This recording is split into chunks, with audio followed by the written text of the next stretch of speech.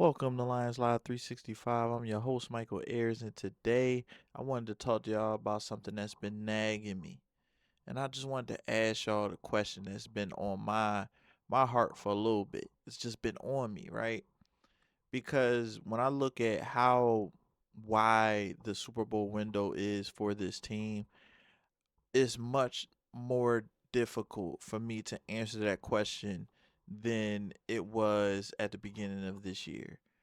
A lot of people will say, "Oh, is it because of the coordinators?" Not really. Is it because of Jared Goff? Not really. But when I look at it, there are four players I can't see their future. I don't know what they like. When I look at it, is there a guarantee that any of these four will ever be the same? Like when you look at Sam Laporta has had a severe back injury. It's one of those things like when you look it up, they don't even tell you what happened to his back. It's just back. You know, some people are thinking like something may have happened with his vertebrae, his spine.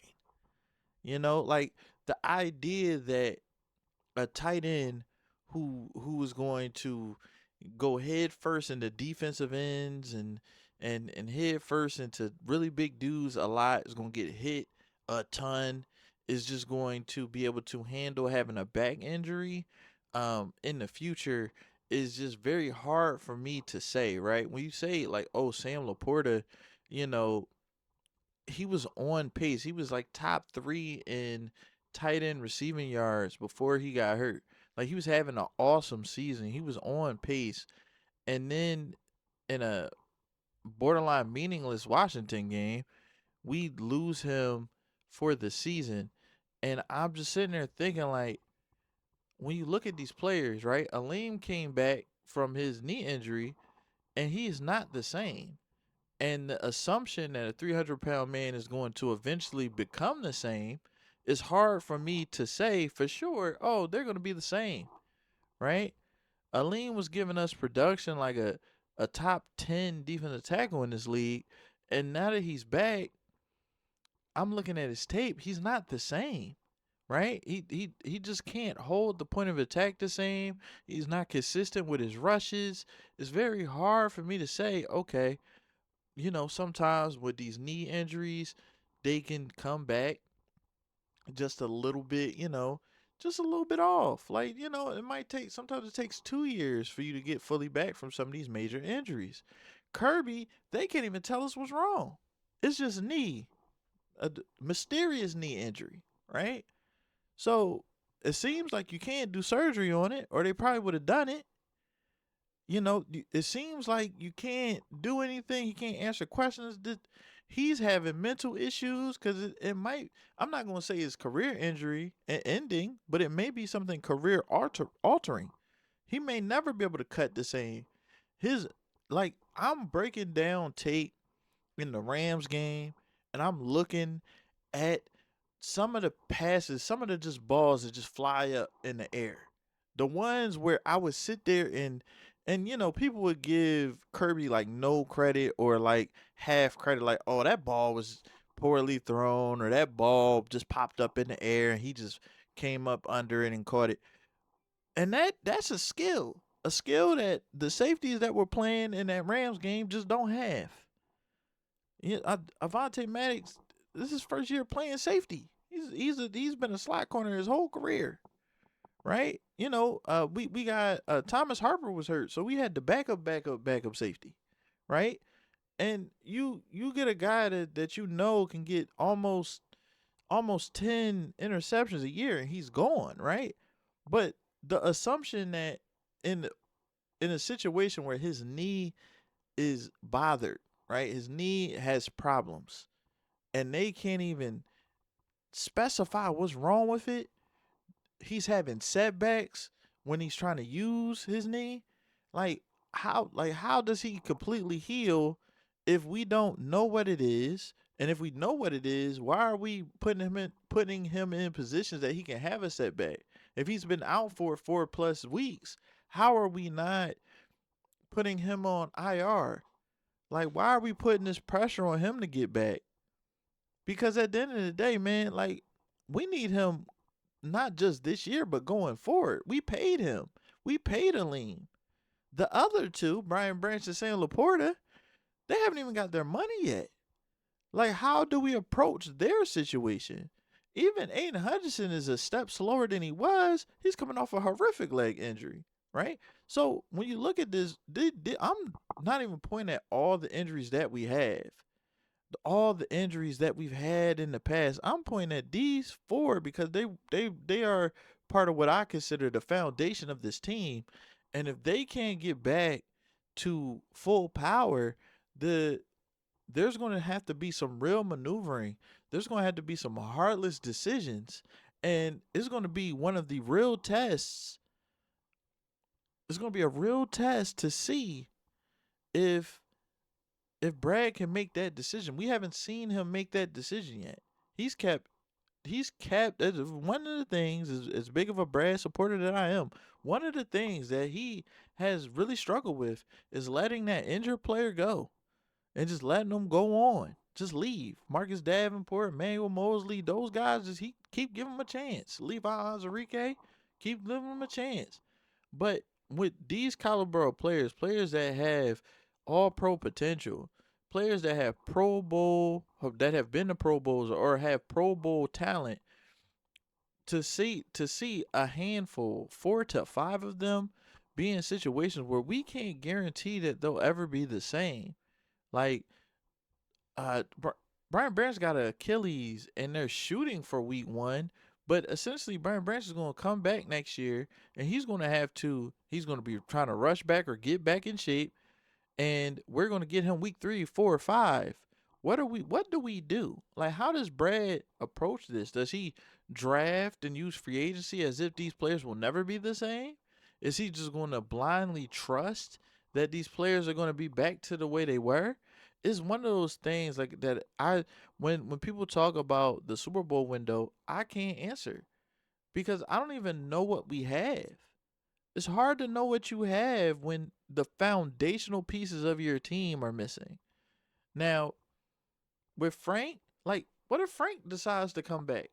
What if he doesn't? What if he's still undecided come next year? Well, like, it's just too much going on. Like, it's too much going on at one time. Like, for the team to always be in a situation where no matter what the roster is, we're going to completely change what you're actually playing with, right? Whatever's going on with these injuries, I don't know if it's strength and conditioning. I don't know if it's practice intensity. I don't know if it's just we are the unluckiest team of all time. Is it Ford Field? Is it the turf?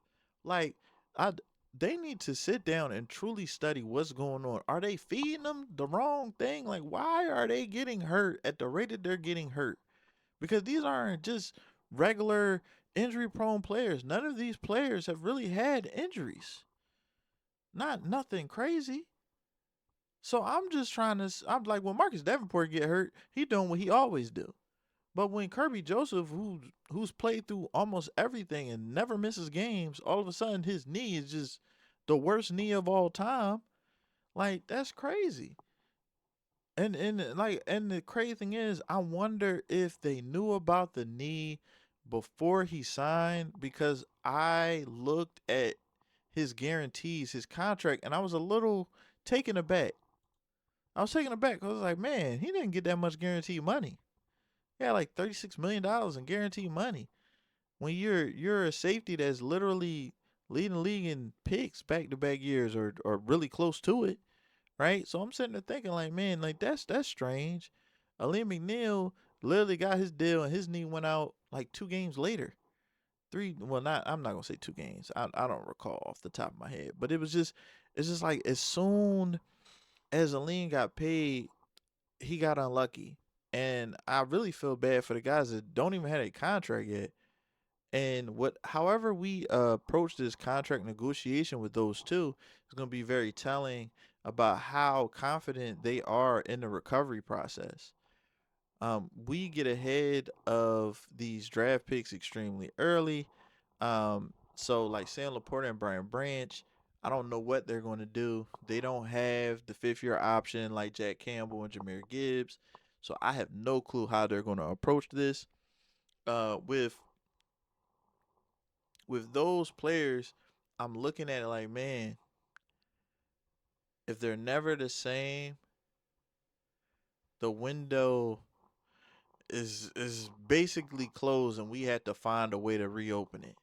If those four are never the same, that's just being honest. There's like no way that as a team we can overcome those four players like that. If you take away the productivity of those four players, we're not a competitive team. Like I honestly, like not just honestly, I just don't see it.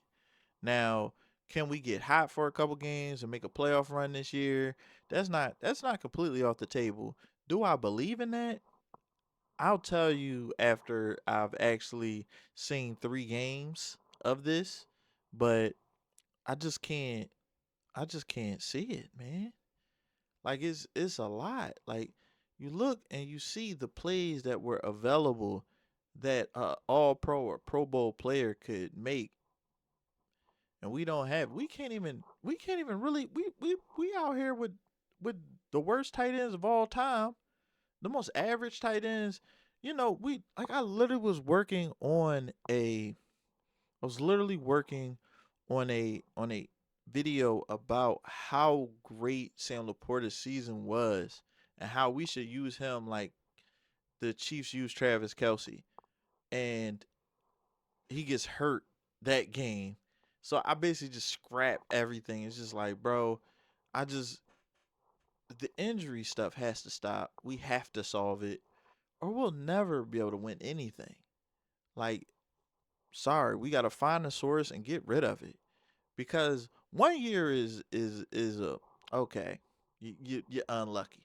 2 years is like, bro, you how if it happens next year, then we're doing something wrong. I'm sorry, you can't convince me anything else. And that's all I got to say on it, man. What do you think? Who do you believe that those players will be the same? And if they aren't ever the same again, do you believe that we can still compete for a Super Bowl? That's all I got. Whether it's game day, draft day, or any day in between, it's Lions Loud 365. Please like and subscribe. Peace out.